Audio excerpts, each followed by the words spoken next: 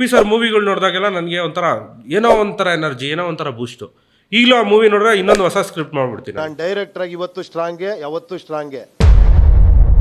ಆ ಲೆಕ್ಕದಲ್ಲಿ ಡೈರೆಕ್ಷನ್ ಮಾಡ್ತೀರಾ? ಆಲ್ರೌಂಡರ್. ಈ ಪಾಡ್ಕಾಸ್ಟ್ ಆದ್ಮೇಲೆ ಆಗುತ್ತೆ. ಹೇಳ್ಬಿಡ್ಲ ಟೈಟ್ಲು, ಗ್ಯಾಪ್ ಪ್ರಮೋಷನ್ ಆಗುತ್ತೆ. ಬ್ಲೀಚಿಂಗ್ ಪೌಡ್ರು ಅಂತ ಅದೊಂದು ಅಣ್ಣ ಸೋನು ಅಕ್ಕ ಅವ್ರು ಮಾಡಿರೋದು.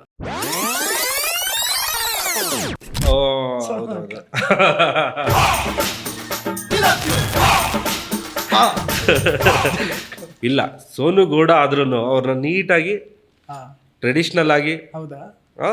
ನೋಡಿದಿರಲ್ಲ ಬ್ಲೀಚಿಂಗ್ ಪೌಡರ್ ಅಂತ ಶಾರ್ಟ್ ಫಿಲ್ಮ್ ಐತೆ, ನೋಡ್ಕೊ ಬನ್ನಿ. ನಾನ್ ನೋಡ್ದೆ.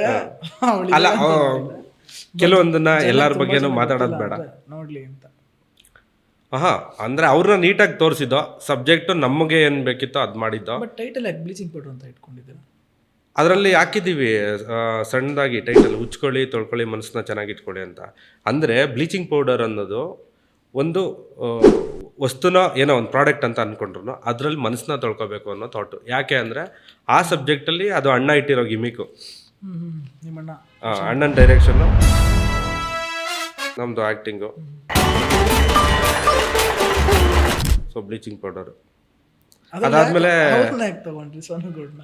ಇಲ್ಲ, ಅದು ಡಿಸ್ಕಷನಲ್ಲಿ ಆಯಿತು. ಆಮೇಲೆ ಆ ಸಬ್ಜೆಕ್ಟ್ಗೆ ಅವ್ರು ಹೋಲಿಕೆ ಆಯ್ತದೆ ಅಂತ ಆಯಿತು. ಅಣ್ಣನು ಮಾತಾಡಿದ್ರು ಸೀರಿಯಲ್ ಆ್ಯಕ್ಟರ್ ಕರ್ಸೋಣ ಹಾಗೆ ಹೇಗೆ ಅಂತ.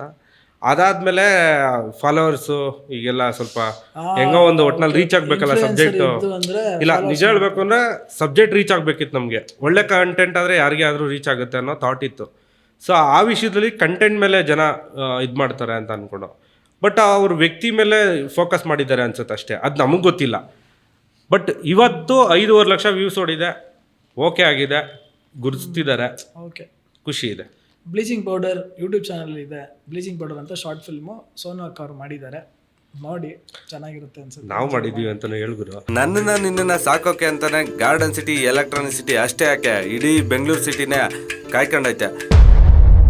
ಚೆನ್ನಾಗಿದೆ ಆ್ಯಕ್ಚುಲಿ, ಸಬ್ಜೆಕ್ಟ್ ಚೆನ್ನಾಗಿದೆ. ಬಟ್ ಫೈನ್, ಅದೆಲ್ಲ ಓಕೆ.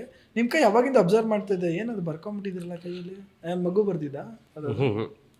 ಇತ್ತೀಚೆಗೆ ಟ್ರೆಂಡ್ ಆಗ್ತಿದೆ ಎಲ್ಲ ಕಡೆ ನ್ಯೂಮರಾಲಜಿ 24 ಅಂತ ಬರ್ಕೊಂಡ್ರೆ ಹಂಗೆ ಹಿಂಗೆ ಅಂತ ಅಂದ್ಬಿಟ್ಟು. ಇದು ನಾನು ಎಲ್ಲರಿಂದನೂ ನೋಡಿ ರೀಲ್ಸ್ಗಳು ಚೆಕ್ ಮಾಡಿ, ಆಮೇಲೆ ಇವರು ಪಟಾಕಿ ಶ್ರುತಿ ಅವರು, ಪಟಾಕಿ ಶ್ರುತಿ ಅವರು, ಅವರು ಒಂದು ಹೇಳಿದ್ದು ವಿಡಿಯೋ ನೋಡಿದ್ದೆ. ಸೊ ಅನ್ಕೊಂಡೆ ಫಸ್ಟು ಯಾವುದೇ ಮಾಡೋಕ್ಕೂ ನಾವು ಬಿಲೀವ್ ಮಾಡಬೇಕು. ನಾವು ಅದೇ ಆ್ಯಕ್ಚುಲಿ ಯೂನಿವರ್ಸಲ್ ಕಾನ್ಸೆಪ್ಟು.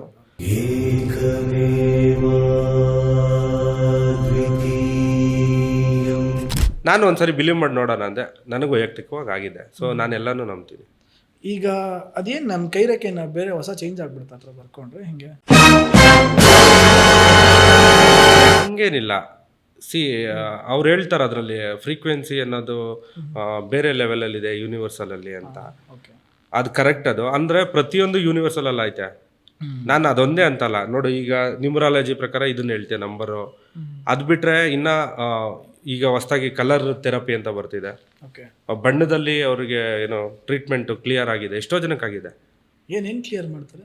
ಏನು ಸ್ಕೆಚ್ ಪೆನ್ ತಗೊಳ್ಳೋದು, ಅದನ್ನ ಹಚ್ಕೊಳ್ಳೋದು ಕರೆಕ್ಟಾಗಿ. ಇದರಲ್ಲೆಲ್ಲ ಬಾಡಿ ಪಾರ್ಟ್ಸ್ ಏನು ಚೇಂಜಸ್ ಆಗುತ್ತೆ ಹಚ್ಕೊಳ್ಳೋದ್ರಿಂದ ಕೈಗೆ? ಎಷ್ಟೋ ಜನ ಕ್ಲಿಯರ್ ಆಗಿದೆ ಹೆಲ್ತ್ ಇಶ್ಯೂಸ್ಗಳು. ಅದು ಬಣ್ಣ ಥೆರಪಿ. ಆಮೇಲೆ ಆಸ್ಟ್ರೋ ಐತೆ, ಆಸ್ಟ್ರೋ ಪಾಮ್ ರೀಡಿಂಗ್ ನಿಜನ ಸುಳ್ಳು ಅಂತಿದೆ. ಕೆಲವೊಂದು ಸಿಂಕ್ ಮಾಡ್ಕೊಳ್ತಾ ಹೋದ್ರೆ ಪಕ್ಕನ ಇಲ್ವಾ ಅಂತ ನಾವೇನಾರ ಕ್ಲೂ ಹುಡ್ಕೋಕೆ ಹೋದ್ರೆ ಪಕ್ಕ ಲಾಜಿಕ್ ಇದೆ. ಹೌದಾ? ನಿಮ್ಗೆ ನಂಬೇಕಷ್ಟೆ. ನಿಮ್ಗೆ ಇವಾಗ ಯಾವಾಗಿಂದ ಫಾಲೋ ಮಾಡ್ತಿದ್ರೆ ಇದು ಸಂಖ್ಯೆ ಎಲ್ಲ? ನನಗೆ ಯಾವಾಗ ನಂಬಿಕೆ ಬತ್ತೋ, ನನಗೆ ಯಾವಾಗ ವೈಯಕ್ತಿಕವಾಗೈತೋ ಅವಾಗ ಮಾತ್ರ ನಮ್ಮದೆ. ಸೊ ನಿಮಗೂ ಅನ್ಸಿದ್ರೆ ಮಾಡಿ. ಅಲ್ಲ, ಅದು ಅದೇ ಸೇಮ್ ಸಂಖ್ಯೆ ನಾವು ಬರ್ಕೋಬೇಕಾ? ಏನದು? ಇದು ಯೂನಿವರ್ಸಲ್ ಎಲ್ಲರಿಗೂ ಆಗುತ್ತೆ ಅಂತ ಹೇಳಿದ್ದಾರೆ. 24 ಎಲ್ಲಾನು ಬರ್ಕೋಬೋದು ಅಂತ. ಸೊ ಬರ್ಕೊಳ್ಳಿ. ಆಮೇಲೆ ಇನ್ನೊಂದು ಈ ನಂಬರ್ ಬಂದು ಅದೇನೋ ರಾಶಿ ಪ್ರಕಾರ 1009. ಸೊ ವೃಷಭ ರಾಶಿ, ಅದಕ್ಕೆ ವೃಷಭ ರಾಶಿ ಆಗಿರೋದ್ರಿಂದ 1009 ಬರ್ಕೊಳ್ಳಿ ಅಂತ ಹೇಳಿದ್ದಾರೆ. ಯಾರು ಹೇಳಿದ್ರು? ಎಲ್ಲಿ ಸಿಕ್ತು ಈ ವಿಷಯ? ಇಲ್ಲ, ರೀಲ್ಸಲ್ಲಿ ಎಲ್ಲ ಟ್ರೋಲ್.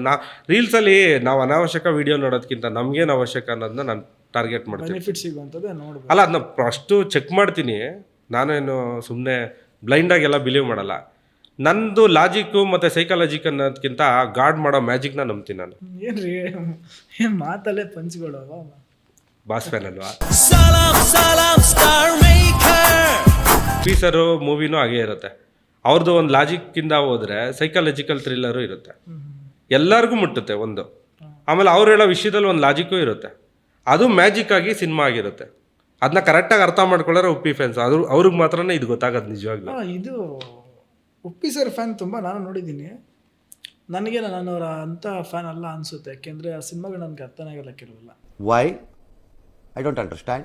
ನಿಮಗೆ ಡೈಯಾರ್ಡ್ ಫ್ಯಾನ್ ಆಗಿ ನಿಮ್ಗೆ ಅರ್ಥ ಆಗುತ್ತಾ ಸಿನಿಮಾ? ಖಂಡಿತ ಅರ್ಥ ಆಗುತ್ತೆ. ಎಲ್ಲ ಸಿನಿಮಾಗಳು ಅರ್ಥ ಮಾಡ್ಕೊಂಡಷ್ಟು ಅರ್ಥ ಆಗ್ತಾನೆ ಇರುತ್ತೆ. ಹೆಂಗದು? ಸಿಚುವೇಶನ್ ತಕ್ಕಂತೆ ಸಿಂಕ್ ಮಾಡ್ಕೊಂಡು ಹೋಗ್ಬೇಕಷ್ಟೇ. ಪ್ರೀತಿ ಪ್ರೇಮನ ಬಿಸ್ನೆಸ್, ನೀನ್ ಕೊಟ್ಟರೆ ನಾನು ಕೊಡ್ತೀನಿ, ನೀನ್ ಕೊಟ್ಟರೆ ನಾನು ಕೊಡಲಿಲ್ಲ ಅಷ್ಟೇ. ಇನ್ನೇನಿದೆ ಲವ್ ಸ್ಪೆಷಾಲಿಟಿ ಅಂದರೆ ಅಲ್ಲಿ ಒಂದೊಂದು ಡೈಲಾಗ್ಗಳು ಹೊಡಿದಾಗ ನನಗೆ ನನ್ನ ವೈಯಕ್ತಿಕವಾಗಿ ನಾನು ಹೇಳಿದೆ ಪ್ರಭಾವ ಯಾಕೆ ಬೀರುತ್ತೆ ಅಂತ. ನಾನು ಕೆಲವೊಂದು ಕೆಲಸದಲ್ಲಿ ಮಾಡ್ಬೇಕಾರೆ ಆ ಕೆಲವೊಂದು ಡೈಲಾಗ್ಗಳು ಏನು ಮಾಡ್ತವೆ, ಈಗ ನಮ್ಮದು ಲವ್ ಸ್ಟೋರಿಗಳು ಇರ್ತವೆ, ಎಲ್ಲ ಥರ ಸ್ಟೋರಿಗಳು ಇರ್ತವೆ ಅಂದ್ಕೊಳ್ಳಿ, ಅದು ಪಾಸ್ಟ್ ಲೈಫ್ ಸ್ಟೋರಿ ಅಂತ. ಆ ಟೈಮಲ್ಲಿ ನಮಗೂ ಆ ಕೆಲವೊಂದು ಡೈಲಾಗ್ಗಳು, ಈ ತೆಗಡು ನಿನ್ನ ಅಜ್ಜಿ ಈ ಅವಾಯ್ ಚಪ್ಪಲಿ ಇದ್ದು ಈ ಕಿತ್ತೋಗಿರೋ ಸೈಕಲಿಂದ ಯಾವಳು ಬೀಳ್ತಾಳೆ ಅಂತ ಬಾಸ್ ಅವಾಗೇ ಹೇಳಿದ್ರಲ್ಲ. ಸೊ ಆ ಡೈಲಾಗ್ಗಳೆಲ್ಲ ತುಂಬ ಇನ್ಸ್ಪೈರ್ ಮಾಡ್ತಾವೆ ನಮ್ಮನ್ನು.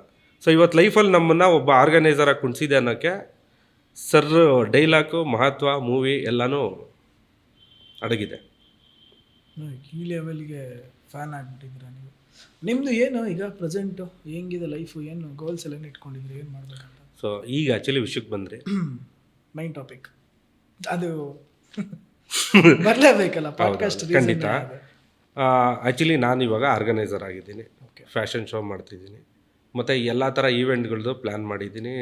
ಮತ್ತು ಈಗ ಪ್ರೈಡ್ ಇಂಡಿಯಾ 2026 ಅನ್ನೋದ್ರಲ್ಲಿ ಮಿಸ್ಟರ್, ಮಿಸ್ಸು, ಮಿಸ್ಸಸ್ಸು, ಟೀನ್ಸು, ಕಿಡ್ಸು ಎಲ್ಲ ಕ್ಯಾಟಗರೀಸು ಮಾಡಬೇಕು ಅನ್ನೋ ಪ್ಲ್ಯಾನ್ ಇದೆ. ಸೊ ಪ್ಲ್ಯಾನ್ ಎಲ್ಲ ಆಲ್ರೆಡಿ ಪೋಸ್ಟರ್ ಆಗಿದೆ, ಪ್ರಮೋಷನ್ ನಡೀತಿದೆ, ಆಲ್ರೆಡಿ ಕಾಲ್ಸು ಬಂದಿದೆ, ಒಂದು 3 ಜನ ಮಾಡಲ್ಸ್ ಫೈನಲ್ ಆಗಿದ್ದಾರೆ. ಇನ್ನು ಅದೇ ನೋಡ್ತಾ ಇದ್ದೀವಿ, ಆಲ್ ಓವರ್ ಸ್ಟೇಟು ಎಲ್ಲ ಥರ ಸ್ಟೇಟಿಂದನೂ ಎಲ್ಲ ಸ್ಟೇಟ್ನ ರೆಪ್ರೆಸೆಂಟ್ ಮಾಡೋವಂಥ ಒಳ್ಳೆ ಯಾರೇ ಮಾಡಲ್ ಇದ್ರೂ ನಮ್ಮ ಆರ್ಗನೈಸೇಷನ್ಗೆ ಬರ್ಬೋದು. ಏನೇನು ಬೆನಿಫಿಟ್ ಸಿಗುತ್ತೆ ಅವ್ರು ಬಂದರೆ? ಬೆನಿಫಿಟ್ಸ್ ಏನು ಅಂದರೆ ಅವರು ರಿಯಲ್ ಆಗಿ ಮಾಡಲ್ ಆಗ್ಬೋದು. ಯಾರಿಗೆಲ್ಲ ಆ ಆ್ಯಂಬಿಷನ್ ಇರುತ್ತೆ, ನಾನು ಮಾಡಲ್ ಆಗಬೇಕು, ನಾನು ಒಂದು ಅಚೀವ್ ಮಾಡಬೇಕು, ನನ್ನ ಡ್ರೀಮ್ ಇದು ಅನ್ನೋರಿಗೆ ಒಳ್ಳೆ ಪ್ಲ್ಯಾಟ್ಫಾರ್ಮು. ಯಾಕೆ ಅಂತ ಹೇಳ್ತೀನಿ ಇನ್ನೊಂದು, ಅದೇ ಹೇಳಿದೆ ನಾನು, ಬಿಗ್ ಬಾಸ್ ನನಗೆ ರೈಟ್ ಪ್ಲ್ಯಾಟ್ಫಾರ್ಮ್ ಅಂತ, ನನಗೆ ಐಡೆಂಟಿಟಿಗೆ ಅಂತ. ಸೊ ಇದು ಅದೇ ಥರ ಅಂತ ಇವ್ರುಗಳಿಗೆ ಹೇಳ್ತೀನಿ, ಯಾರಿಗೆ ಸುಂದರಿ ನಾನು ಅಂತ ಯಾರು ಫೀಲ್ ಮಾಡ್ತಾರೋ ಅವ್ರಿಗೆ. ಹೌದು, ಒಂದು ಆಂತರಿಕ ಸೌಂದರ್ಯ ಇರುತ್ತೆ, ಇನ್ನೊಂದು ಬಾಹ್ಯ ಸೌಂದರ್ಯ ಇರುತ್ತೆ. ಸುಂದರಿ ಅಂತ ಒಂದು ಕಾನ್ಸೆಪ್ಟ್ ಇದೆಯಲ್ಲ, ಅದು ಅವರಿಬ್ಬರಲ್ಲೂ ಅರ್ಥ ಆಗಿರೋರಿಗೆ ನಮ್ಮ ಶೋಗೆ ಬರ್ತಾರೆ ಅನ್ನೋದು ನನ್ನ ಥಾಟು. ಯಾರು ಆಂತರಿಕವಾಗಲಿ ಬಾಹ್ಯವಾಗಲಿ ಸೌಂದರ್ಯವತಿ ಆಗಿರ್ತಾರೋ ಅವ್ರು ನಮ್ಮ ಇನ್ಸ್ಟಿಟ್ಯೂಟಿಗೆ ಬರಬೇಕು. ಈಗ ಇದು ರಿಜಿಸ್ಟ್ರೇಷನ್ ಸ್ಟಾರ್ಟ್ ಆಗಿದೆಯಾ? ಹೇಗೆ ಆಗಿದೆ, ಆನ್ಲೈನ್ ಪ್ರೊಸೆಸಲ್ಲಿ ನಡೀತಿದೆ. ಸೊ ಕಾಲಿಂಗ್ಸ್ ಎಲ್ಲ ಬರ್ತಿದೆ.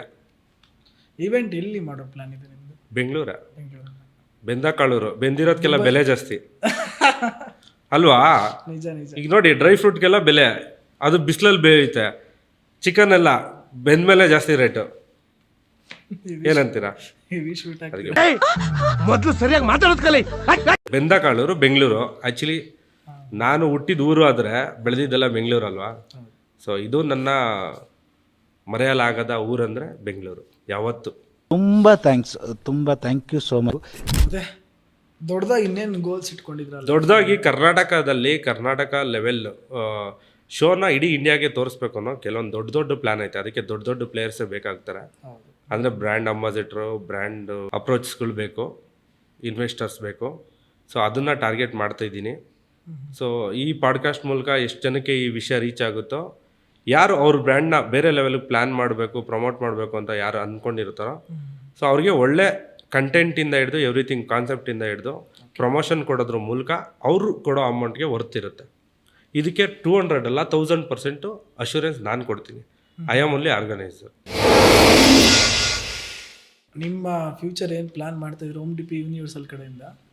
ಓಮ್ ಡಿ ಪಿ ಯೂನಿವರ್ಸಲ್ ಈ ಓಮ್ ಡಿ ಪಿಲಿ ಓಮ್ ಓಕೆ ಅಲ್ಲ, ಏನೋ ಹೇಳಕ್ ಹೋದ್ರಿ ಟಕ್ ಅಂತ ಕಟ್ಟಾಯ್ತು. ಒಳ್ಳೇದಾಗ್ಲಿ ಅಂತ ಹೇಳಿದೆ, ಯಾವಾಗಲೂ ಒಳ್ಳೇದನ್ನ ಬಯಸ್ಬೇಕಂತ. ಯಾವತ್ತು ಓಮ್ ಡಿ ಪಿಲಿ ಓಮ್ ಅಂತ ಏನೋ ಅದಕ್ಕೆಲ್ಲ ಇಷ್ಟೆಲ್ಲ ಕೊಟ್ರಿ. ಡಿ ಪಿ ಅಂದರೆ ಏನು?